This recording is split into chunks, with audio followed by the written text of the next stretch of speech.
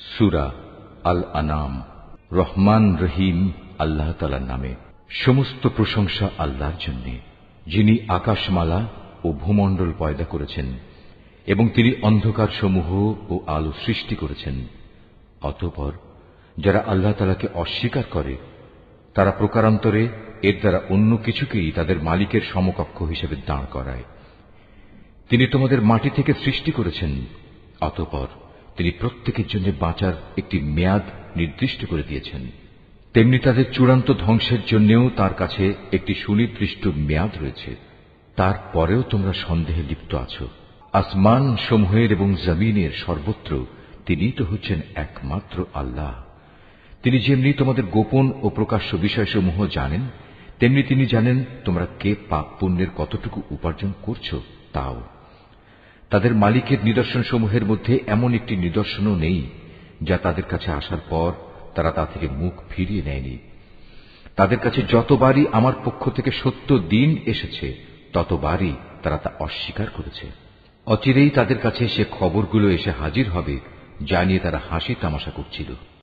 তারা কি দেখেনি তাদের আগে আমি এমন বহু জাতিকে বিনাশ করে দিয়েছি যাদের আমি পৃথিবীতে এমনভাবে প্রতিষ্ঠা দান করেছিলাম যা তোমাদেরও করিনি। আকাশ থেকে তাদের ওপর আমি প্রচুর বৃষ্টি বর্ষণ করেছি, আবার তাদের মাটির নিচ থেকে আমি ঝর্ণাধারা প্রবাহিত করে দিয়েছি। অতঃপর আমি তাদের পাপের কারণে চিরতরে ধ্বংস করে দিয়েছি, আর তাদের পর তাদের জায়গায় আবার আমি এক নতুন জাতির উত্থান ঘটিয়েছি। হে নবী, আমি যদি তোমার কাছে কাগজে লেখা কোনো কেতাব নাজিল করতাম এবং তারা যদি তাদের হাত দিয়ে তা স্পর্শ করত, তাহলেও কাফেররা বলতো এটা তো সুস্পষ্ট জাদু ছাড়া আর কিছুই নয়। তারা বলে, এ নবীর প্রতি কোনো ফেরেশতা নাজিল করা হলো না কেন, যে তার সত্যতা সম্পর্কে আমাদের বলে দিত? যদি সত্যিই আমি কোনো ফেরেশতা পাঠিয়ে দিতাম তাহলে তাদের ফয়সালা তো তখনই হয়ে যেত, এরপর তাদের তো আর কোনো অবকাশই দেয়া হতো না। তাছাড়া আমি যদি সত্যিই ফেরেশতা পাঠাতাম তাকেও তো মানুষের আকৃতিতেই পাঠাতাম, তখনও তো তারা এমনিভাবে আজকের মতো সন্দেহে নিমজ্জিত থাকত। হে রাসূল, তোমার আগেও বহু নবী রাসূলকে এভাবে ঠাট্টা বিদ্রূপ করা হয়েছিল। অনন্তর তাদের মধ্যে যারা নবীর সাথে যে ঠাট্টা বিদ্রূপ করেছে তাই তাদের পরিবেষ্টন করে ফেলেছে। হে নবী, তুমি তাদের বলো, তোমরা এ পৃথিবীতে ঘুরে ফিরে দেখো দেখো যারা নবী রাসূলদের মিথ্যা প্রতিপন্ন করেছে তাদের কি ভয়াবহ পরিণাম হয়েছে। হে নবী, তুমি তাদের জিজ্ঞেস করো, আসমান সমূহ ও জমিনে যা কিছু আছে তা সব কার মালিকানাভুক্ত? তুমি বলো, এর সবকিছুই আল্লাহ তাআলার জন্য। মানুষদের উপর দয়া করাটা তিনি তার নিজের উপর কর্তব্য বলে স্থির করে নিয়েছেন। কিয়ামতের দিন তিনি তোমাদের অবশ্যই জড়ো করবেন, এতে বিন্দুমাত্র সন্দেহ নেই। সত্য স্বীকার করে যারা নিজেরাই নিজেদের ক্ষতি সাধন করেছে তারা এমন একটি দিনের আগমন কখনো বিশ্বাস করে না। রাত ও দিনের মাঝে যা কিছু স্থিতি লাভ করছে তার সবকিছুই তাঁর জন্য। তিনি এদের সবার কথা শোনেন এবং সবার অবস্থা দেখেন। হে নবী, তুমি বলো, আমি কিভাবে আসমান সমূহ ও জমিনের মালিক আল্লাহ তাআলাকে বাদ দিয়ে অন্য কাউকে নিজের পৃষ্ঠপোষক বানিয়ে নেব, অথচ তিনি সৃষ্টিলোকের সবাইকে আহার যোগান। তাকে কোন রকম আহার যোগানো যায় না। তুমি বলো, আমাকে আদেশ দেয়া হয়েছে যেন সবার আগে আমি মুসলমান হয়ে যাই, এবং আমাকে আরো আদেশ দেয়া হয়েছে তুমি কখনো মুশরিকদের দলে শামিল হইও না। তুমি আরো বলো, আমি যদি আমার মালিকের কথা না শুনি তাহলে আমি এক মহা দিবসের আযাব আমার উপর আপতিত হওয়ার ভয় করি। সে কিয়ামতের দিন যাকে তার শাস্তি থেকে রেহাই দেয়া হবে তার উপর নিঃসন্দেহে আল্লাহ তাআলা অনুগ্রহ করবেন, আর এটিই হবে সেদিনের সুস্পষ্ট সাফল্য। জেনে রেখো, যদি আল্লাহ তাআলা তোমাকে কোনো দুঃখ পৌঁছাতে চান তাহলে তিনি ছাড়া আর কেউই তোমা থেকে তা দূর করতে পারবে না। অপরদিকে তিনি যদি তোমার কোনো উপকার করেন তাহলে কেউ তাতে বাধাও দিতে পারবে না। তিনি সবকিছুর উপর একক ক্ষমতাবান। তিনি তার বান্দাদের উপর একচ্ছত্র ক্ষমতার অধিকারী। তিনি মহাজ্ঞানী, তিনি সম্যক ওয়াকিবহাল। তুমি তাদের বলো, সাক্ষী হিসেবে কার সাক্ষ্য সবচেয়ে বেশি বড়? তুমি বলো, হ্যাঁ, একমাত্র আল্লাহ তাআলার, যিনি তোমাদের এবং আমার মাঝে সর্বোত্তম সাক্ষী হয়ে থাকবেন। এ কোরআন তার কাছ থেকেই আমার কাছে নাজিল করা হয়েছে, যেন তা দিয়ে তোমাদের এবং তোমাদের পর যাদের কাছে এ গ্রন্থ পৌঁছবে তাদের সকলকে আমি আযাবের ভয় দেখাই। তোমরা কি সত্যিই একথা সাক্ষ্য দিতে পারবে যে আল্লাহর সাথে আরো কোনো ইলাহ রয়েছে? হে নবী, তুমি তাদের জানিয়ে দাও, আমি জেনে বুঝে কখনো এ ধরনের মিথ্যা সাক্ষ্য দিতে পারবো না। তুমি বলো, তিনি তো একক, তোমার আল্লাহ তাআলার সাথে যে শিরক করে যাচ্ছ তার সাথে আমার কোনোই সম্পর্ক নেই। তোমার আগে যাদের আমি কিতাব দান করেছি তারা নবীকে ঠিক সেভাবেই চেনে যেভাবে চেনে তারা তাদের আপন ছেলেদের, কিন্তু যারা নিজেরাই নিজেদের ক্ষতি সাধন করেছে তারা তো কখন ঈমান আনবে না। তার চেয়ে বড় জালেম আর কে আছে যে স্বয়ং আল্লাহ তাআলা সম্পর্কে কোনো মিথ্যা কথা রচনা করে কিংবা তার কোনো আয়াতকে অস্বীকার করে? এ ধরনের জালেমরা কখনো সাফল্য লাভ করতে পারবে না। একদিন আমি তাদের সবাইকে একত্রিত করব, অতঃপর মুশরিকদের উদ্দেশ্য করে আমি বলবো, তারা সবাই আজ কোথায় যাদের তোমরা দুনিয়ার জীবনে আমার সাথে শরীক মনে করতে? অতঃপর তাদের সেদিন একথা বলা ছাড়া কোনো যুক্তিই থাকবে না যে আল্লাহ তাআলার কসম, যিনি আমাদের মালিক, আমরা কখনো মুশরিক ছিলাম না। হে নবী, তুমি চেয়ে দেখো কিভাবে আজ লোকগুলো আযাব থেকে বাঁচার জন্য নিজেরাই নিজেদের মিথ্যা প্রতিপন্ন করছে, এবং এও দেখো তাদের নিজেদের রচনা করা মিথ্যা কিভাবে আজ নিষ্ফল হয়ে যাচ্ছে। তাদের মধ্যে এমন কিছু লোকও আছে যে মনে হয় তোমার কথা কান দিয়ে শুনছে, কিন্তু আসলে আমি তাদের মনের উপর পর্দা ঢেলে দিয়েছি, যার কারণে তারা কিছুই উপলব্ধি করতে পারে না। আমি তাদের কানেও ছিপি এঁটে দিয়েছি। মূলত তারা যদি আল্লাহর সব নিদর্শন দেখেও নেয় তবু তারা তার প্রতি ঈমান আনবে না। এমনকি তারা যখন তোমার সামনে আসবে তখন তোমার সাথে বিতর্কে লিপ্ত হবে। কোরআনের আয়াত সম্পর্কে কাফেররা বলবে, এ তো পুরনো দিনের গল্প কথা ছাড়া আর কিছুই নয়। তারা যেমন নিজেদের তা শোনা থেকে বিরত রাখে তেমনি অন্যদেরও তা থেকে দূরে রাখে। মূলত এ আচরণে তারা নিজেদেরই ধ্বংস সাধন করছে, অথচ তারা কোনো খবরই রাখে না। তুমি যদি সত্যিই তাদের দেখতে পেতে, যখন এই হতভাগ্য ব্যক্তিদের জ্বলন্ত আগুনের পাশে এনে দাঁড় করানো হবে, তখন তারা চিৎকার করে বলবে, হায়, যদি আমাদের আবার দুনিয়ায় ফেরত পাঠানো হতো তাহলে আমরা আর কখনো আমাদের মালিকের আয়াতসমূহকে মিথ্যা প্রতিপন্ন করতাম না, এবং আমরা অবশ্যই ঈমানদার লোকদের দলে শামিল হয়ে যেতাম। এর আগে যা কিছু তারা গোপন করে আসছিল আজ তা তাদের সামনে উন্মুক্ত হয়ে গেল। আসলে যদি তাদের আবার দুনিয়ায় ফেরত পাঠানোও হয় তবু তারা তাই করে বেড়াবে যা থেকে তাদের নিষেধ করা হয়েছিল। তারা আসলেই মিথ্যাবাদী। এ লোকগুলো আরো বলে, আমাদের এ পার্থিব জীবনই হচ্ছে একমাত্র জীবন, আমরা কখনোই পুনর্জীবিত হব না। হায়, তুমি যদি সত্যি সেই দৃশ্য দেখতে পেতে যখন তাদেরকে তাদের মালিকের সামনে দাঁড় করানো হবে এবং তিনি তাদের জিজ্ঞেস করবেন, আজ বলো, এ দিনটি কি সত্য নয়? তারা বলবে, হ্যাঁ, আমাদের মালিকের শপথ, এটা সত্য। তিনি বলবেন, তাহলে আজ সে কঠিন আযাব ভোগ করো যা তোমরা সবসময় অবিশ্বাস করতে। অবশ্যই তারা ভীষণভাবে ক্ষতিগ্রস্ত হয়ে পড়েছে যারা আল্লাহর সামনাসামনি হওয়াকে মিথ্যা বলেছে। আর একদিন যখন সত্যি সত্যি কিয়ামতের ঘণ্টা হঠাৎ করে তাদের সামনে এসে হাজির হবে তখন তারা বলবে, হায় আফসোস, দুনিয়ায় এই দিনটিকে আমরা কতই না অবহেলা করেছি। সেদিন তারা নিজেদের পাপের বোঝা নিজেদের পিঠেই বয়ে বেড়াবে। কত ভারী ও নিকৃষ্ট বোঝা হবে সেটি যা তারা সেদিন বয়ে বেড়াবে। আর এ বৈষয়িক জীবন, এ তো নিছক কিছু খেল তামাশা ছাড়া আর কিছুই নয়। মূলত পরকালের বাড়িঘরই তাদের জন্য উৎকৃষ্ট যারা আল্লাহ তাআলাকে ভয় করে। তোমরা কি মোটেই অনুধাবন করো না? হে রাসূল, আমি জানি এ লোকগুলো যেসব অহেতুক কথাবার্তা বলে তা তোমাকে কত পীড়া দেয়, কিন্তু তুমি কি জানো এরা এসব বলে শুধু তোমাকে মিথ্যা সাব্যস্ত করছে না, বরং এ জালেমরা এর মাধ্যমে আল্লাহ তাআলার আয়াতকেই অস্বীকার করছে।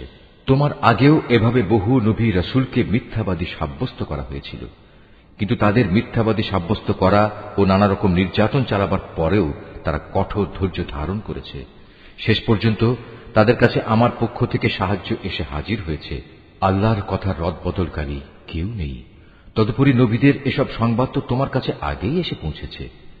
তারপরেও যদি তাদের এ উপেক্ষা তোমার কাছে কষ্টকর মনে হয় তাহলে তোমার সাধ্য থাকলে তুমি পালানোর জন্য ভূগর্ভে কোনো সুড়ঙ্গ কিংবা আসমানের সিঁড়ি তালাশ করো, সেখানে চলে যাও এবং সেখান থেকে তাদের জন্য কোনো কিছু একটা নিদর্শন নিয়ে এসো। আসলে আল্লাহ তাআলা যদি চাইতেন তাদের সবাইকে হেদায়েতের উপর জড়ো করে দিতে পারতেন। তুমি কখনো জেনে বুঝে মূর্খ লোকদের দলে শামিল হইও না।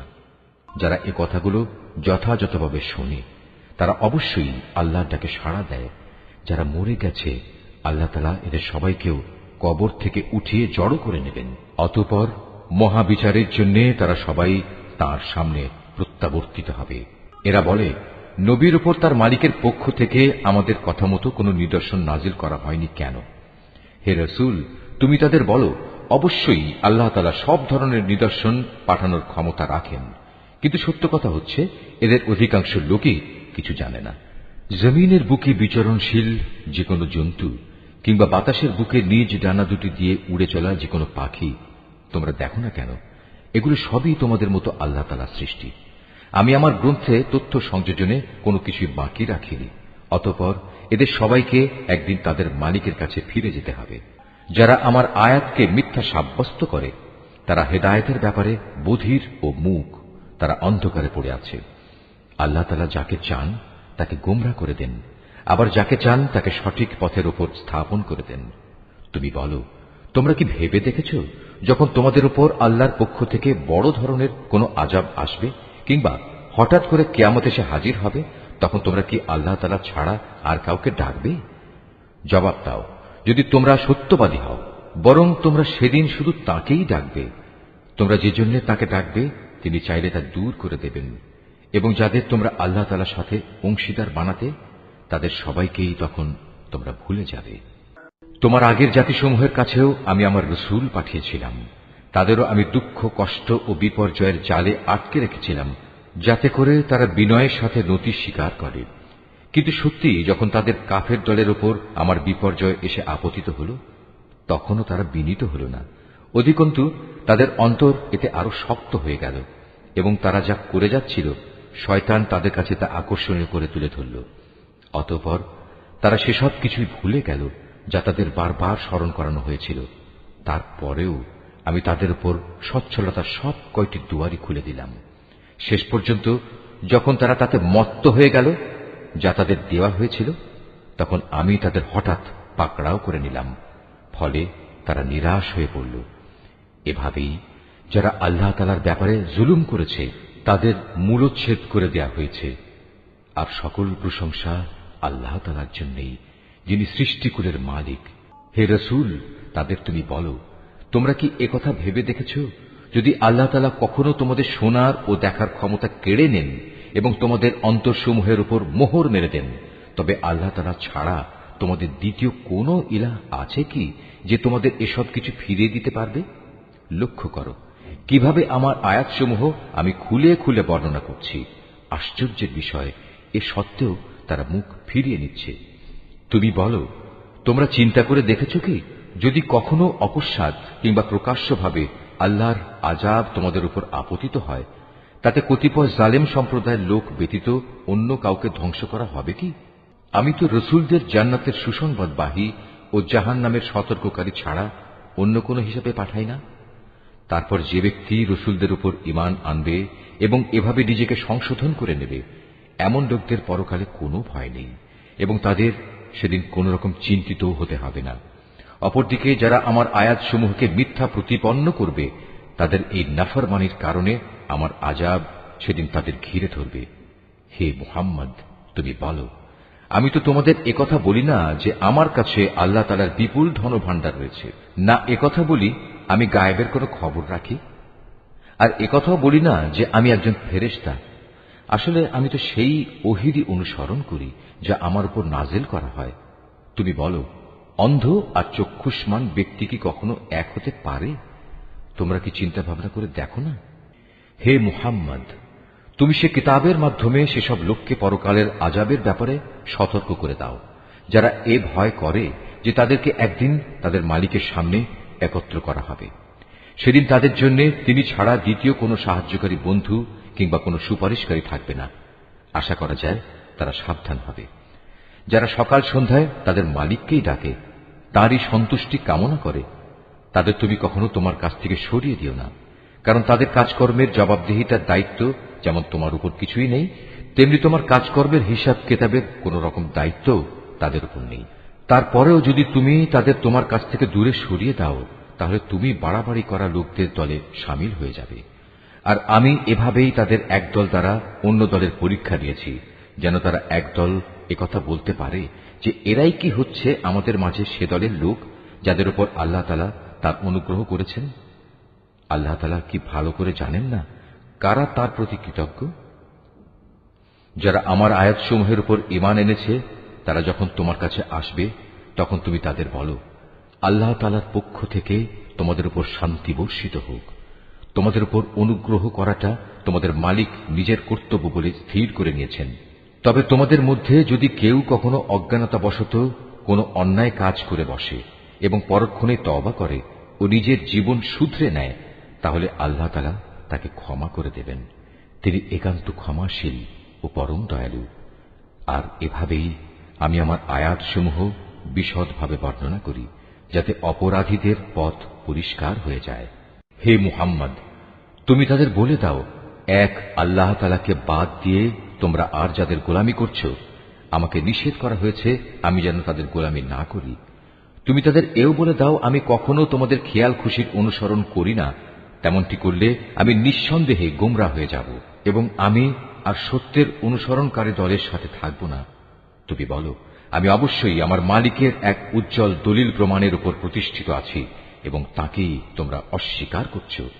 তাকে অস্বীকার করার পরিণাম যা তোমরা দ্রুত দেখতে চাও তা ঘটানোর ক্ষমতা আমার কাছে নেই। সব জিনিসের চূড়ান্ত ক্ষমতা তো কেবলমাত্র আল্লাহ তাআলার হাতেই রয়েছে। আর এই মহা সত্যটি তিনি তোমাদের কাছে বর্ণনা করছেন। তিনিই হচ্ছেন উত্তম ফয়সালাকারী। তুমি বলো, আযাবের যে বিষয়টার জন্য তোমরা তাড়াহুড়ো করছো তা ঘটানো যদি আমার ক্ষমতার মধ্যে থাকত, তাহলে তোমাদের ও আমার মধ্যকার ফয়সালা আগেই হয়ে যেত। জালেমদের সাথে কি আচরণ করা উচিত তা আল্লাহ তাআলা ভালো করেই জানেন। যাবতীয় অদৃশ্য বিষয়ের চাবি তার হাতেই নিবদ্ধ রয়েছে। সেই অদৃশ্য খবর তো তিনি ছাড়া আর কারোরই জানা নেই। জলে স্থলে যেখানে যা কিছু আছে তা শুধু তিনিই জানেন। এই সৃষ্টিরাজির মধ্যে একটি পাতা কোথাও ঝরে না যার খবর তিনি জানেন না। মাটির অন্ধকারে একটি শস্যকণাও নেই, নেই কোনো তাজা সবুজ কিংবা ক্ষয়িষ্ণু শুকনো কিছু যার পূর্ণাঙ্গ বিবরণ একটি সুস্পষ্ট গ্রন্থে মজুদ নেই। তিনি মহান আল্লাহ, যিনি রাতের বেলা তোমাকে মৃত লোকের মতো করে ফেলেন, আবার দিনের বেলায় তোমরা যা কিছু জমিনের বুকে করে বেড়াও তাও তিনি পুঙ্খানুপুঙ্খ জানেন। পরিশেষে সেখানে তিনি তোমাদের মৃত সম অবস্থা থেকে আবার জীবনের অবস্থায় ফিরিয়ে আনেন, যাতে করে তোমাদের নির্দিষ্ট সময়কাল এভাবে পূর্ণতা প্রাপ্ত হতে পারে। আর এই মেয়াদ পূর্ণ করার পর তোমাদের সবার প্রত্যাবর্তন একদিন তাঁর দিকেই সংঘটিত হবে। অতঃপর তিনি তোমাদের পুঙ্খানুপুঙ্খ বলে দেবেন তোমরা কি কাজ করছিলে। আল্লাহ তাআলা নিজ বান্দাদের যাবতীয় বিষয়ের উপর পূর্ণ মাত্রায় কর্তৃত্বশীল। এজন্যই তিনি তোমাদের উপর পাহারাদার ফেরেশতা নিযুক্ত করেন। অবশেষে তোমাদের কারো যখন মৃত্যু এসে হাজির হয় তখন প্রেরিত ফেরেশতারা এসে তার জীবনের সমাপ্তি ঘটিয়ে দেয়। দায়িত্ব পালনে এরা কখনো কোনো ভুল করে না। অতঃপর তাদের সবাইকে বিচারের জন্য তাদের আসল মালিকের সামনে ফিরিয়ে নেওয়া হবে। হুঁশিয়ার থেকো, কারণ যাবতীয় ক্ষমতা ও কর্তৃত্ব কিন্তু একা তাঁর এবং তড়িৎ হিসাব গ্রহণে তিনি অত্যন্ত তৎপর। তুমি তাদের বলো, যখন তোমরা স্থলভূমে ও সমুদ্রের অন্ধকারে বিপদে পড়ো, যখন তোমরা কাতর কণ্ঠে এবং নীরবে তাকে ডাকতে থাকো, তখন কে তোমাদের সেসব থেকে উদ্ধার করে? কাকে তোমরা তখন বলো, হে মালিক, আমাদের যদি তুমি বাঁচিয়ে দাও তাহলে আমরা তোমার কৃতজ্ঞ বান্দাদের দলে শামিল হয়ে যাব। তুমি বলে দাও, হ্যাঁ, আল্লাহ তাআলাই তখন তোমাদের সে অবস্থা থেকে এবং যাবতীয় বিপদ আপদ থেকে বাঁচিয়ে দেন। তারপরেও তোমরা তার সাথে অন্যদের শরীক করো। তুমি আরো বলো, আল্লাহ তাআলা তোমাদের উপর থেকে অথবা তোমাদের পায়ের নিচ থেকে আযাব পাঠাতে সক্ষম, অথবা তিনি তোমাদের দল উপদলে বিভক্ত করে এক দলকে আরেক দলের শাস্তির স্বাদ গ্রহণ করাতেও সম্পূর্ণরূপে সক্ষম। লক্ষ্য করো কিভাবে আমি আমার আয়াতসমূহ তাদের কাছে বর্ণনা করি, যাতে করে তারা সত্য অনুধাবন করতে পারে। তোমার জাতির লোকেরা তা অস্বীকার করেছে, অথচ তাই একমাত্র সত্য। তুমি তাদের এটুকুই বলে দাও, আমি তোমাদের উপর কর্মবিধায়ক নই। প্রতিটি বার্তার জন্য একটি সুনির্দিষ্ট দিনক্ষণ মজুদ রয়েছে এবং তোমরা অচিরেই তা জানতে পারবে। তুমি যখন এমন সব লোককে দেখতে পাও যারা আমার আয়াতসমূহ নিয়ে হাসি বিদ্রুপ করছে, তাহলে তুমি তাদের কাছ থেকে সরে এসো, যতক্ষণ না তারা অন্য কিছু বলতে শুরু করে।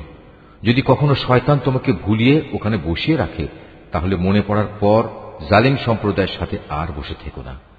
তাদের এসব কার্যকলাপের ব্যাপারে আল্লাহ তাআলাকে যারা ভয় করে তাদের উপর হিসাবের কোনো দায় দায়িত্ব নেই।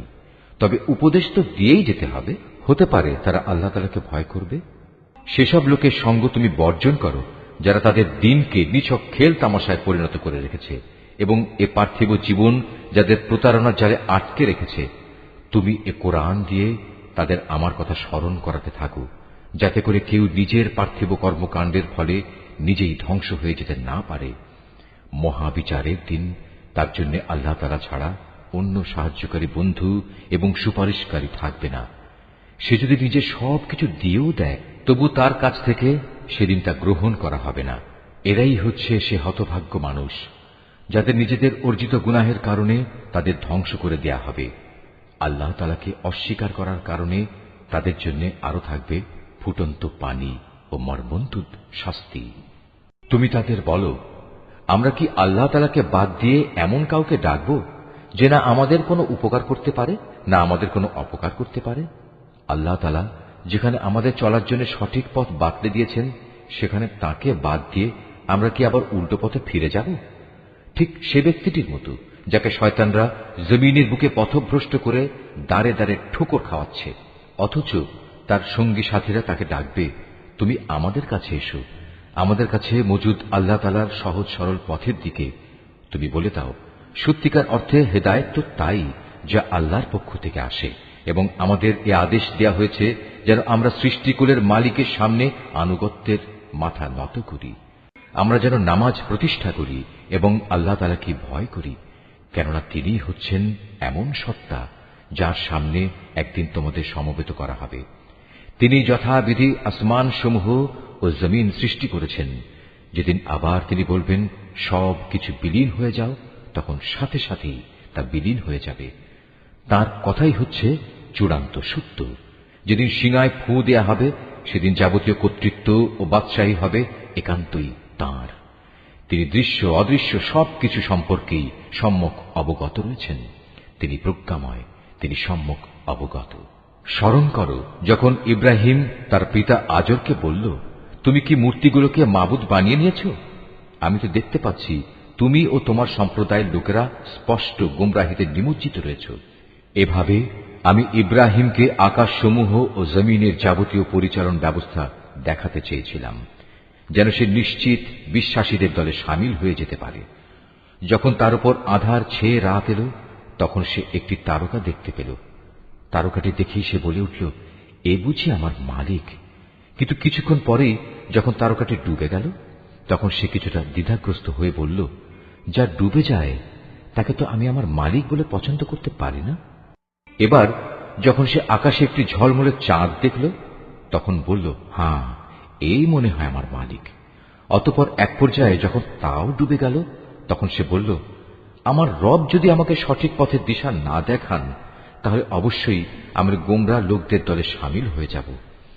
এরপর দিনের বেলায় সে যখন দেখল একটি আলোকোজ্জ্বল সূর্য, এবং দেখেই বলতে লাগল, মনে হচ্ছে এ আমার মালিক, কারণ এ যাবৎ যা দেখেছি এটা তার সবগুলোর বড়। সন্ধ্যা ঘনিয়ে আসতে আসতে তাও যখন ডুবে গেল, তখন ইব্রাহিম নতুন বিশ্বাসে বলীয়ান হয়ে নিজের জাতিকে ডেকে বলল, হে আমার সম্প্রদায়ের লোকেরা, তোমরা যেসব কিছুকে আল্লাহ তাআলার সাথে অংশীদার বানাও, আমি তা থেকে সম্পূর্ণ মুক্ত। আমি নিষ্ঠার সাথে সেই মহান সার্বভৌম মালিকের দিকেই আমার মুখ ফিরিয়ে নিচ্ছি, যিনি এই আসমান সমূহ ও জমিন সহ চাঁদ, সূরজ, গ্রহ, তারা সবকিছু পয়দা করেছেন। আমি এখন আর মুশরিকদের দলভুক্ত নই। এরপরে তার জাতির লোকেরা তার সাথে আল্লাহ তাআলার ব্যাপারে বিতর্ক শুরু করে দিল। জবাবে সে বলল, তোমরা কি আমার সাথে স্বয়ং কুল মখলুকাতের মালিক আল্লাহ তাআলার ব্যাপারে তর্ক করছো, অথচ তিনিই আমাকে সঠিক পথের দিশা দিয়েছেন। আমি এখন আর তোমাদের মাবুদদের ডরাই না, যাদের তোমরা আল্লাহ তাআলার কাজে অংশীদার মনে করো। অবশ্য আমার মালিক যদি অন্য কিছু চান, সেটা আলাদা কথা। আমার মালিকের জ্ঞান সব কিছুর উপর পরিব্যাপ্ত। এরপরেও কি তোমরা সতর্ক হবে না? তোমরা যাকে আল্লাহ তাআলার সাথে অংশীদার করো, তাকে আমি কিভাবে ভয় করব? অথচ তোমরা আল্লাহ তাআলার সাথে অন্যদের শরীক করতে ভয় পাও না, যাদের ব্যাপারে আল্লাহ তাআলা কোনো প্রমাণপত্র তোমাদের কাছে পাঠাননি। এ অবস্থায় তোমরাই বলো, আমাদের এই উভয় দলের মধ্যে কোন দলটি দুনিয়া ও আখিরাতে নিরাপত্তা লাভের বেশি অধিকারী? বলো, যদি তোমাদের কিছু জানা থাকে। যারা ঈমান এনেছে এবং যারা তাদের ঈমানকে জুলুমের কালিমা দিয়ে কলুষিত করেনি, তারাই হচ্ছে দুনিয়া ও আখিরাতে নিরাপত্তা লাভের অধিকারী। মূলত তারাই হচ্ছে হেদায়েত প্রাপ্ত। এ ছিল শিরক সম্পর্কিত আমার সেই অকাট্য যুক্তি, যা আমি ইব্রাহিমকে তার জাতির উপর দান করেছিলাম। এভাবেই আমি আমার জ্ঞান দিয়ে যাকে ইচ্ছা তাকে সমুন্নত করি। তোমার মালিক প্রবল প্রজ্ঞাময়, কুশলী। অতঃপর আমি তাকে দান করেছি ইসহাক ও ইয়াকুবের মতো দুইজন সুপুত্র। এদের সবাইকেই আমি সঠিক পথের দিশা দিয়েছিলাম। এদের আগে আমি নূহকেও হেদায়েতের পথ দেখিয়েছি। অতঃপর তার বংশের মাঝে দাউদ, সুলাইমান, আইয়ুব, ইউসুফ, মুসা এবং হারুনকেও আমি হেদায়েত দান করেছি। আর এভাবেই আমি সৎ কর্মশীলদের পুরস্কার দিয়ে থাকি। জাকারিয়া, ইয়াহিয়া, ঈসা এবং ইলিয়াসকেও আমি সঠিক পথ দেখিয়েছিলাম। এরা সবাই ছিল নেককারদের দলভুক্ত।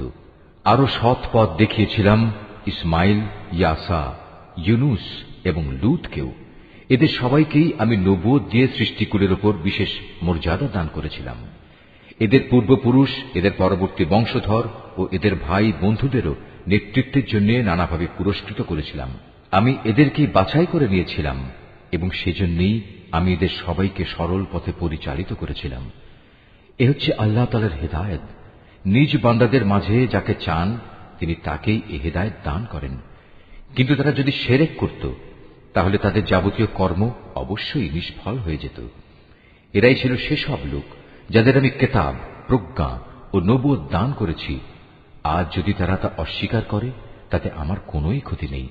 আমি তো অতীতে এমন এক সম্প্রদায়ের উপর এ দায়িত্ব অর্পণ করেছিলাম যারা কখনো এগুলো প্রত্যাখ্যান করেনি। আল্লাহ তাআলা এদের সবাইকে সৎ পথে পরিচালিত করেছেন। অতএব হে মুহাম্মদ, তুমি এদের পথেরই অনুসরণ করো এবং বলো, এজন্য আমি তোমাদের কাছ থেকে কোনো পারিশ্রমিক চাই না। আসলে এ হচ্ছে দুনিয়ার মানুষের জন্য একটি স্মরণিকা মাত্র। তারা আল্লাহ তাআলাকে তার যথাযোগ্য মর্যাদা দান করেনি।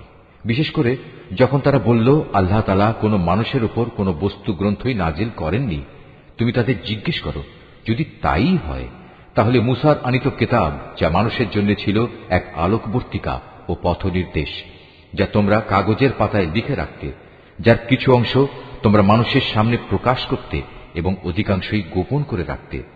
সর্বোপরি সে কিতাব দ্বারা তোমাদের এমন সব জ্ঞান শিক্ষা দেয়া হতো যার কিছুই তোমরা জানতে না এবং তোমাদের পূর্বপুরুষেরাও জানত না। তা কে নাজিল করেছেন? তুমি বলো, আল্লাহ তাআলাই তা নাজিল করেছেন। হে নবী, তুমি তাদের এ নিরর্থক আলোচনায় মত্ত থাকতে দাও। এটি এক বরকতপূর্ণ গ্রন্থ যা আমি তোমার কাছে পাঠিয়েছি। এটি আগের কিতাবের পুরোপুরি সত্যায়ন করে এবং যাতে এ কিতাব দিয়ে তুমি মক্কা ও তার পার্শ্ববর্তী জনপদসমূহের মানুষকে সাবধান করবে। যারা আখিরাতের উপর ঈমান আনে তারা এ কিতাবের উপর ঈমান আনে, আর তারা তাদের নামাজসমূহেরও হেফাজত করে। সে ব্যক্তি চাইতে বড় জালেম আর কে আছে যে আল্লাহ তাআলা সম্পর্কে নানাবিধ মিথ্যা কথা রচনা করে বেড়ায়, অথবা বলে আমার উপর ওহী নাজিল হয়েছে, যদিও তার প্রতি কিছুই নাজিল করা হয়নি। তার চাইতে বড় জালেম কে যে বলে আমি অচিরেই আল্লাহর নাজিল করা গ্রন্থের মতো কিছু নাজিল করে দেখাবো? যদি জালেমদের মৃত্যু যন্ত্রণা উপস্থিত হবার সময় তাদের অবস্থাটা তুমি দেখতে পেতে, যখন মৃত্যুর ফেরেশতারা তাদের দিকে হাত বাড়িয়ে দিয়ে বলবে, তোমাদের প্রাণবায়ু বের করে দাও। তোমরা আল্লাহ তাআলা সম্পর্কে যেসব অন্যায় কথা বলতে এবং আল্লাহর আয়াতের ব্যাপারে যে ক্ষমাহীন ঔদ্ধত্য প্রকাশ করতে, তার জন্য আজ অত্যন্ত অবমাননাকর এক আযাব তোমাদের দেয়া হবে। আজ তোমরা আমার সামনে একাকী নিঃসঙ্গ অবস্থায় এলে, যেমনি নিঃসঙ্গ অবস্থায় আমি তোমাদের প্রথমবার তৈরি করেছিলাম। অতঃপর তোমাদের আমি যা কিছু বিষয় সম্পদ দান করেছিলাম তার সবটুকুই তোমরা পেছনে ফেলে একান্ত খালি হাতে এখানে এসেছ। কই তোমাদের সাথে তোমাদের সুপারিশকারী ব্যক্তিরা, যাদের তোমরা মনে করতে তোমাদের কাজকর্মের ব্যাপারে তারাও অংশীদার? তাদের তো আজ তোমাদের সাথে দেখতে পাচ্ছি না। বস্তুত তাদের এবং তোমাদের মধ্যেকার সেই মিথ্যা সম্পর্ক আজ ছিন্ন ভিন্ন হয়ে গেছে, এবং তাদের ব্যাপারে তোমরা যা ধারণ করতে তাও আজ নিষ্ফল প্রমাণিত হয়ে গেছে। অবশ্যই আল্লাহ তাআলা শস্য বীজ ও আঁটিগুলো অঙ্কুরিত করেন। তিনি নির্জীব কিছু থেকে জীবন্ত কিছু বের করে আনেন, আবার তিনি জীবন্ত কিছু থেকে প্রাণহীন কোনো কিছু নির্গত করেন। এই সৃষ্টি কৌশলের মালিক হচ্ছেন আল্লাহ তাআলা। এর পরেও তোমরা কোথায় কোথায় ঠোকর খাচ্ছ বলো? রাতের আঁধার ভেদ করে তিনি উষার উন্মেষ ঘটান। তিনি রাতকে তোমাদের বিশ্রামের জন্য নির্দিষ্ট করে দিয়েছেন, এবং তোমাদের হিসাব কিতাবের জন্য তিনি পয়দা করেছেন চাঁদ ও সূরজকে। এ সব কিছুই হচ্ছে মহাপরাক্রমশালী ও জ্ঞানী আল্লাহ তাআলার নির্ধারণ করা বিষয়। তিনি তোমাদের জন্য অসংখ্য তারকা বানিয়ে রেখেছেন, যেন তোমরা জলে স্থলের আধারে পথের দিশা পেতে পারো। যে সম্প্রদায় লোকেরা নিজেদের পরিণাম সম্পর্কে জানে, তাদের জন্য আমি আমার নিদর্শনসমূহ খুলে খুলে বর্ণনা করেছি। তিনি তোমাদের মাত্র একটি ব্যক্তি সত্তা থেকে পয়দা করেছেন, অতঃপর তিনি বানিয়ে দিলেন তোমাদের থাকার জায়গা ও মাল সামানা রাখার জায়গা। জ্ঞানী লোকদের জন্য আমি আমার নিদর্শনগুলো এভাবেই বিস্তারিতভাবে বর্ণনা করে থাকি। তিনি আসমান থেকে পানির ধারা নাজিল করেন, অতঃপর সে পানি দিয়ে আমি সব রকমের উদ্ভিদ ও গাছপালা জন্মানোর ব্যবস্থা করি। তা থেকে সবুজ শ্যামল পাতা উদ্গত করি। পরে তা থেকে পরস্পর জড়ানো ঘন শস্য দানাও সৃষ্টি করি, এবং ফলের ভারে নুয়ে পড়া খেজুরের গোছা বের করে আনি। আঙুরের উদ্যানমালা, জলপাই ও আনার পয়দা করি।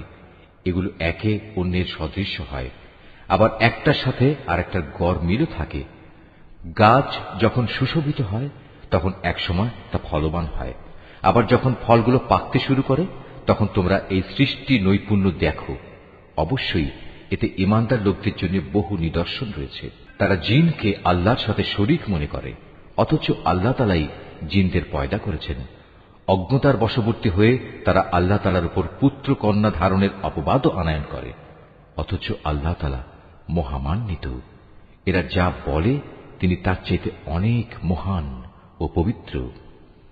তিনি আসমান সমূহ ও জমিনের একক উদ্ভাবক। এদের তুমি বলো, তার সন্তান হবে কিভাবে? তার তো জীবন সঙ্গিনীই নেই। সবকিছু তো তিনিই পয়দা করেছেন, এবং সবকিছু সম্পর্কে তিনি পুরোপুরি ওয়াকিবহাল রয়েছেন। এ হচ্ছেন আল্লাহ তাআলা, তোমাদের মালিক। তিনি ছাড়া আর কোনো মাবুদ নেই। সবকিছুর একক স্রষ্টা তিনি। সুতরাং তোমরা তাঁরই ইবাদত করো। সবকিছুর উপর তিনি চূড়ান্ত তত্ত্বাবধায়ক বটে। কোন সাধারণ দৃষ্টি তাকে দেখতে পায় না, অথচ তিনি সবকিছুই দেখতে পান। তিনি সূক্ষ্মদর্শী, তিনি সবকিছু সম্পর্কেই খোঁজ খবর রাখেন। তোমাদের কাছে তোমাদের মালিকের পক্ষ থেকে এই সূক্ষ্ম দৃষ্টি সম্পন্ন জ্ঞানের নিদর্শন এসেছে।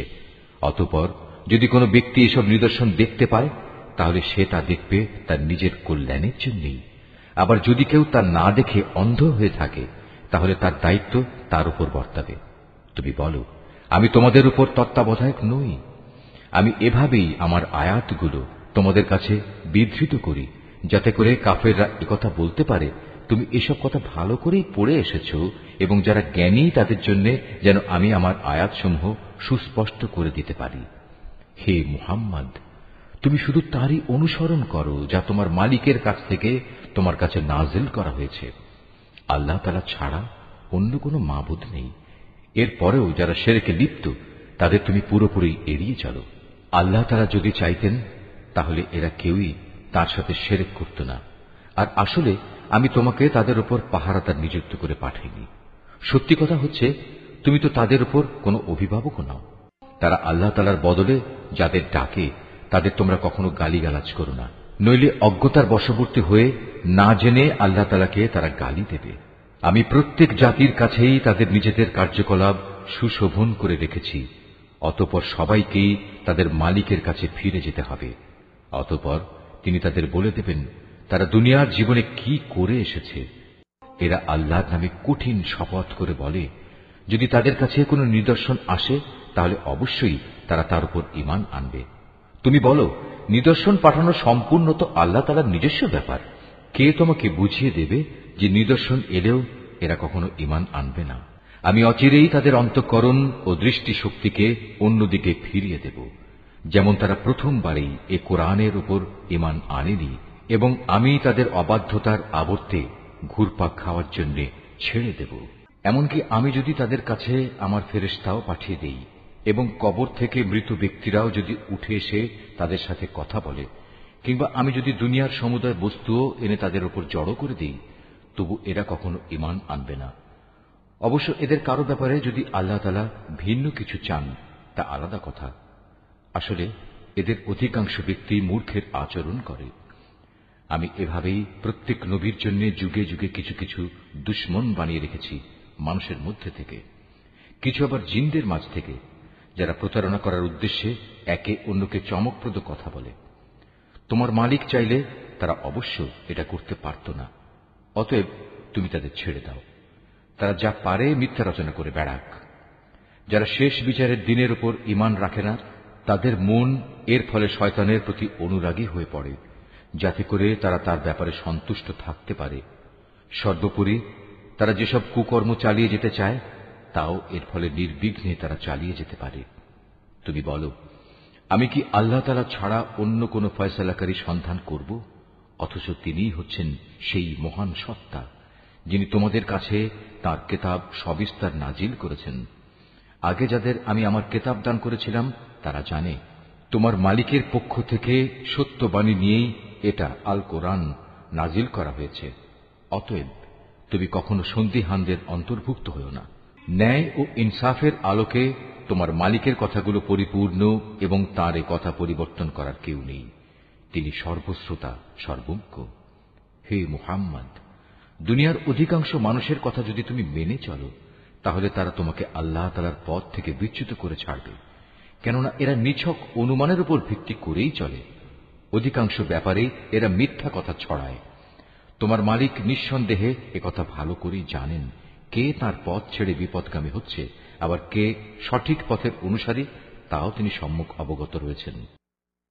যদি আল্লাহ তাআলার আয়াতের উপর তোমরা বিশ্বাস করো, তাহলে তোমরা শুধু সেসব জন্তুর গোশত খাবে যার উপর জবাই করার সময় আল্লাহ তাআলার নাম নেওয়া হয়েছে।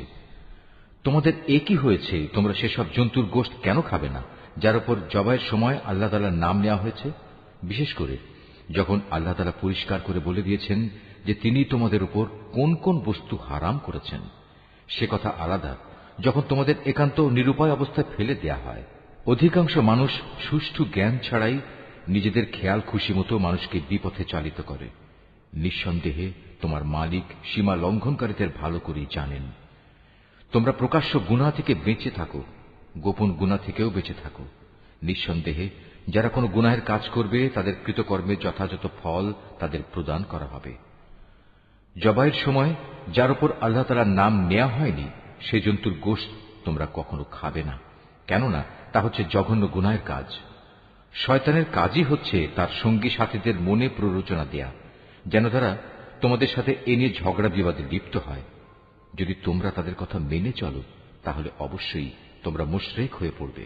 যে ব্যক্তি একসময় ছিল মৃত, অতঃপর আমি তাকে জীবিত করলাম, তদুপরি তার জন্য এমন এক আলোকবর্তিকাও আমি বানিয়ে দিলাম যার আলো দিয়ে মানুষের সমাজে সে চলার দিশা পাচ্ছে। সে কি কখনো সে ব্যক্তির মতো হতে পারে যে এমন অন্ধকারে পড়ে আছে যেখান থেকে সে কোনো ক্রমে বেরিয়ে আসতে পারছে না? এভাবেই কাফেরদের কাছে তাদের কর্মকাণ্ড শোভনীয় ও সুখকর বানিয়ে রাখা হয়েছে। এভাবে আমি প্রত্যেক জনপদে তার কিছু কিছু বড় অপরাধী নিযুক্ত করে রেখেছি, যেন তারা সেখানে অন্যদের ধোঁকা দিতে পারে। আসলে এসব কিছুর মাধ্যমে তারা তাদের নিজেদেরই প্রতারিত করছে, অথচ তারা নিজেরা একথাটা মোটেই উপলব্ধি করতে পারছে না। তাদের কাছে যখনই আল্লাহর পক্ষ থেকে কোনো আয়াত আসে তখন তারা বলে ওঠে, আমরা এর উপর কখনো ঈমান আনব না যতক্ষণ না আমাদেরও তাই দেয়া হয় যা আল্লাহ রাসূলদের দেয়া হয়েছে।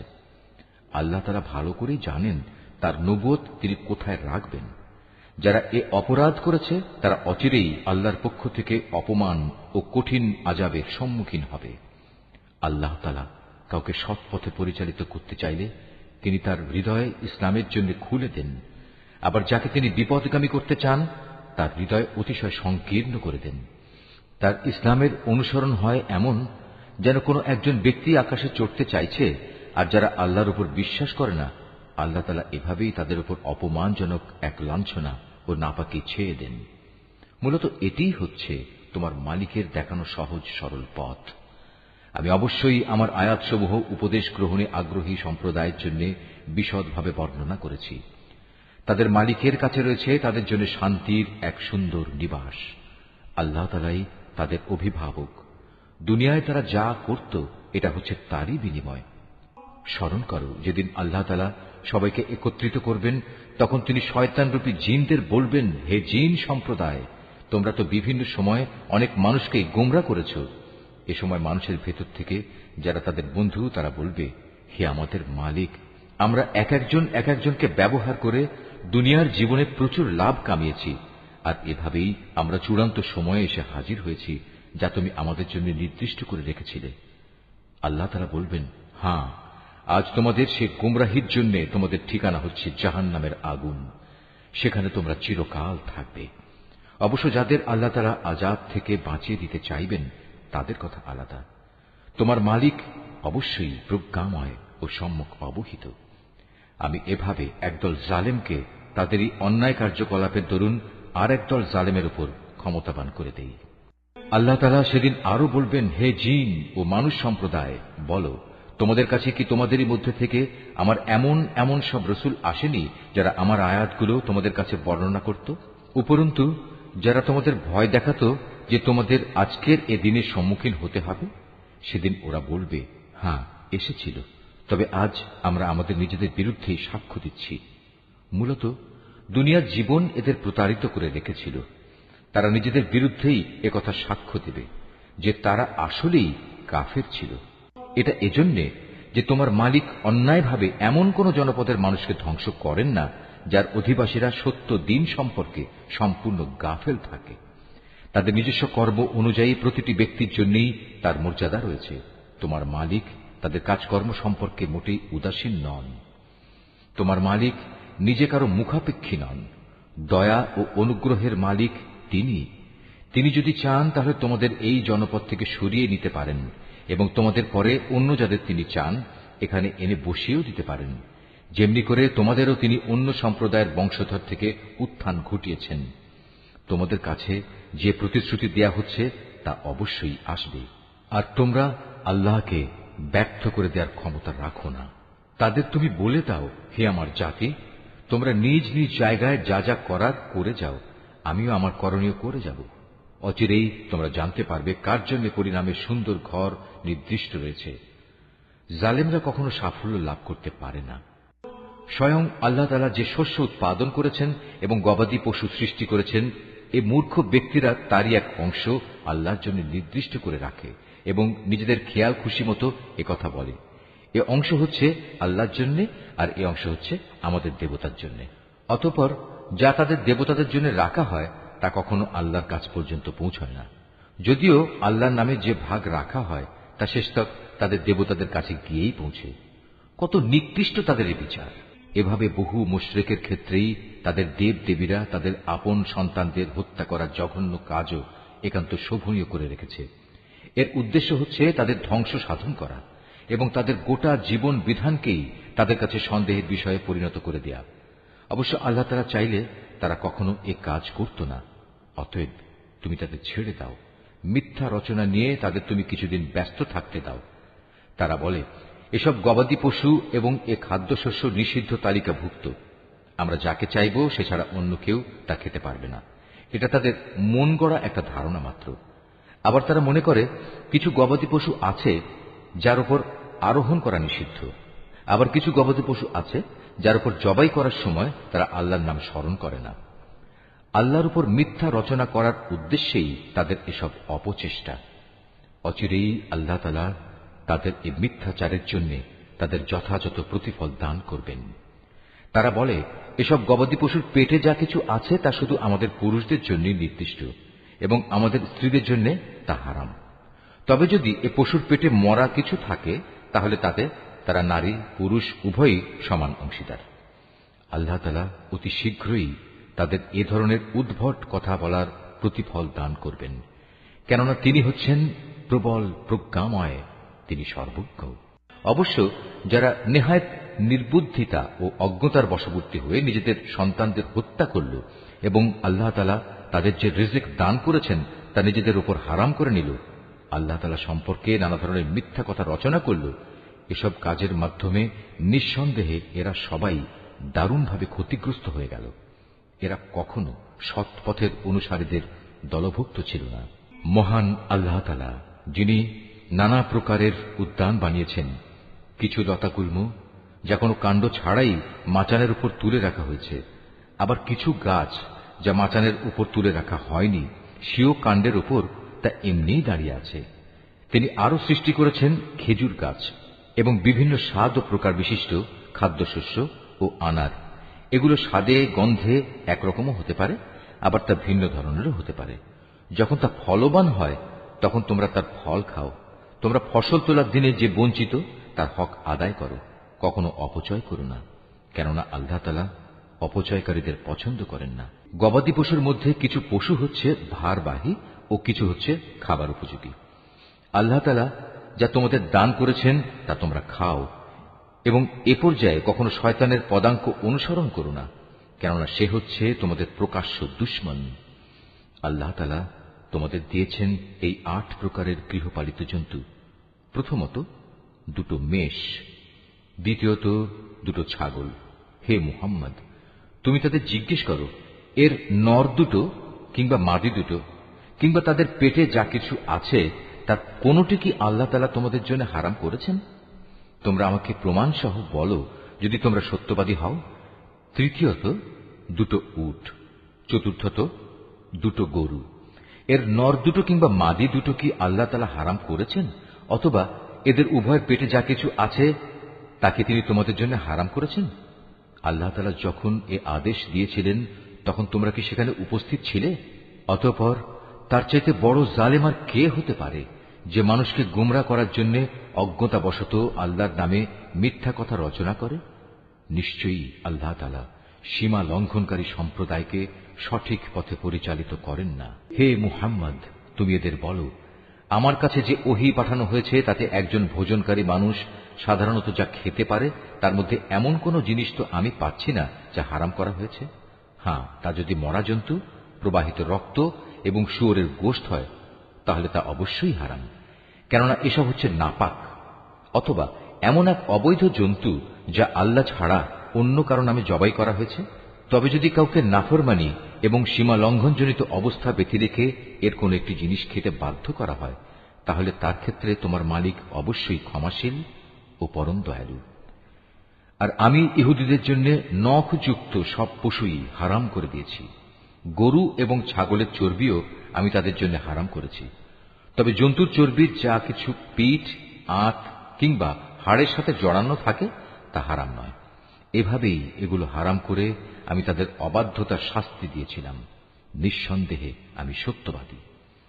এরপরেও যদি তারা তোমাকে মিথ্যাবাদী বলে তাহলে তুমি বলো, অবশ্যই তোমাদের মালিক এক বিশাল দয়ার আধার। তবে অপরাধীদের উপর থেকে তাঁর শাস্তি কেউই ফেরাতে পারবে না। অচিরেই এ মুশরিক লোকগুলো বলতে শুরু করবে, যদি আল্লাহ তাআলা চাইতেন তাহলে আমরা ও আমাদের পূর্বপুরুষরা তো শিরক করতাম না, আর এভাবে আমরা কোনো জিনিসও নিজেদের উপর হারাম করে নিতাম না। তুমি তাদের বলো, এর আগেও অনেকে এভাবে আল্লাহর আয়াতকে অস্বীকার করেছে, অবশেষে তারা আমার শাস্তির স্বাদ ভোগ করেছে। তুমি তাদের জিজ্ঞেস করো, তোমাদের কাছে কি সত্যি এমন কোন জ্ঞান মজুদ আছে? থাকলে অতঃপর তা বের করে আমার কাছে নিয়ে এসো। তোমরা তো কল্পনার উপর নির্ভর করে কথা বলো এবং হামেশাই মিথ্যার অনুসরণ করো। তুমি আরো বলো, সবকিছুর চূড়ান্ত প্রমাণ তো আল্লাহ তাআলার কাছেই রয়েছে। তিনি যদি চাইতেন তাহলে তিনি তোমাদের সবাইকেই সৎ পথে পরিচালিত করে দিতেন। হে মুহাম্মদ, তুমি বলো, যাও তোমাদের সেসব সাক্ষী নিয়ে এসো যারা একথা সাক্ষ্য দেবে যে আল্লাহ তাআলাই এসব জিনিস তোমাদের উপর হারাম করেছেন। তাদের মধ্যে কিছু সাক্ষী যদি সাক্ষ্য দেয়ও তবু তুমি তাদের সাথে কোনো সাক্ষ্য দিও না।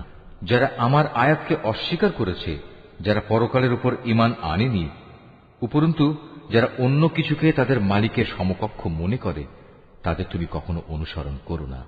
হে মুহাম্মদ, তুমি বলো, এসো আমি বরং তোমাদের বলে দেই তোমাদের মালিক কোন কোন জিনিস তোমাদের জন্য হারাম করেছেন। সেই জিনিসগুলো হচ্ছে, তোমরা তাঁর সাথে অন্য কিছুকে শরীক করবে না, পিতামাতার সাথে ভালো ব্যবহার করবে, দারিদ্র্যের আশঙ্কায় কখনো নিজেদের সন্তানকে হত্যা করবে না, কেননা আমি তোমাদের ও তাদের উভয়েরই আহার যোগাই। প্রকাশ্যে হোক কিংবা গোপনে হোক তোমরা অশ্লীলতার কাছেও যাবে না। আল্লাহ তাআলা যে জীবনকে তোমাদের জন্য মর্যাদাবান করেছেন তাকে কখনো যথার্থ কারণ ব্যতি রেখে হত্যা করো না। এ হচ্ছে কতিপয় নির্দেশ। আল্লাহ তাআলা এর মাধ্যমে তোমাদের আদেশ দিয়েছেন, এগুলো যেন তোমরা মেনে চলো। আশা করা যায় তোমরা তাঁর বাণীসমূহ অনুধাবন করতে পারবে। তোমরা কখনো এতিমদের সম্পদের কাছেও যাবে না, তবে উদ্দেশ্য যদি নেক হয় তাহলে সে একটা নির্দিষ্ট বয়স সীমার পৌঁছা পর্যন্ত কোনো পদক্ষেপ নিলে তা ভিন্ন কথা। পরিমাপ ও ওজন করার সময় ন্যায্যভাবেই তা করবে। আমি কখনো কারো ওপর তার সাধ্য সীমার বাইরে কোনো দায়িত্ব চাপাই না। যখনই তোমরা কোনো ব্যাপারে কথা বলবে তখন ইনসাফ প্রতিষ্ঠা করবে, যদি তা তোমাদের একান্ত আপনজনের বিরুদ্ধেও হয়। তোমরা আল্লাহ তাআলাকে দেয়া সব অঙ্গীকার পূরণ করো। এ হচ্ছে আরো কতিপয় আদেশ। এর মাধ্যমে আল্লাহ তাআলা তোমাদের আদেশ দিয়েছেন তোমরা যেন এগুলো মেনে চলো। আশা করা যায় তোমরা উপদেশ গ্রহণ করতে পারবে। এটা হচ্ছে আমার দেখানো সহজ সরল পথ। অতএব একমাত্র এ পথেরই তোমরা অনুসরণ করো। কখনো ভিন্ন পথ অবলম্বন করো না, কেননা ভিন্ন পথ অবলম্বন করলে তা তোমাদের তার পথ থেকে বিচ্ছিন্ন করে দেবে। এ হচ্ছে আরো কয়েকটি নির্দেশ। আল্লাহ তাআলা এর মাধ্যমে তোমাদের আদেশ দিচ্ছেন যেন তোমরা এগুলো মেনে চলো। আশা করা যায় তোমরা আল্লাহ তাআলাকে ভয় করবে। অতঃপর আমি মূসাকে হেদায়েত সম্বলিত কিতাব দান করেছিলাম। তা ছিল পরিপূর্ণ এবং বিশদ হেদায়েত ও রহমত, যাতে করে বনি ইসরাইল সম্প্রদায়ের লোকেরা একথার উপর বিশ্বাস স্থাপন করে যে একদিন তাদের সবাইকে তাদের মালিকের সমীপে হাজির হতে হবে। এ কল্যাণময় কিতাবও আমি তোমাদের জন্য নাজিল করেছি। অতএব তোমরা এর অনুসরণ করো এবং কিতাবের শিক্ষানুযায়ী তোমরা আল্লাহ তাআলাকে ভয় করো। হয়তো তোমাদের উপর দয়া ও অনুগ্রহ প্রদর্শন করা হবে।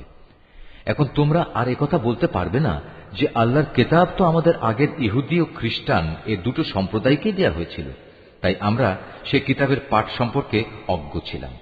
অথবা একথা বলারও কোনো অজুহাত পাবে না যে যদি ইহুদি খ্রিস্টানদের মতো আমাদেরও কোনো কিতাব দেয়া হতো তাহলে আমরা তো তাদের চাইতে বেশি সৎপথের অনুসারী হতে পারতাম। আজ তোমাদের কাছে সত্যি তোমাদের মালিকের পক্ষ থেকে সুস্পষ্ট প্রমাণ, হেদায়েত ও রহমত সর্বস্ব কিতাব এসেছে। তোমরা এর অনুসরণ করো। তার চাইতে বড় জালেম আর কে যে আল্লাহর আয়াতসমূহকে অস্বীকার করবে এবং তা থেকে মুখ ফিরিয়ে নেবে? জেনে রেখো, যারাই এভাবে আমার আয়াত থেকে মুখ ফিরিয়ে নেয় অচিরেই আমি তাদের এ জঘন্য আচরণের জন্য এক নিকৃষ্ট ধরনের শাস্তি দেব।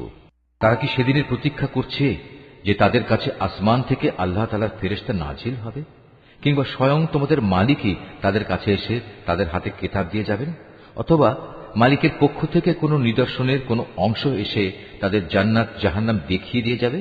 অথচ যেদিন সত্যি তোমার মালিকের পক্ষ থেকে এমন কোন নিদর্শন আসবে সেদিন তো হবে কিয়ামতের দিন।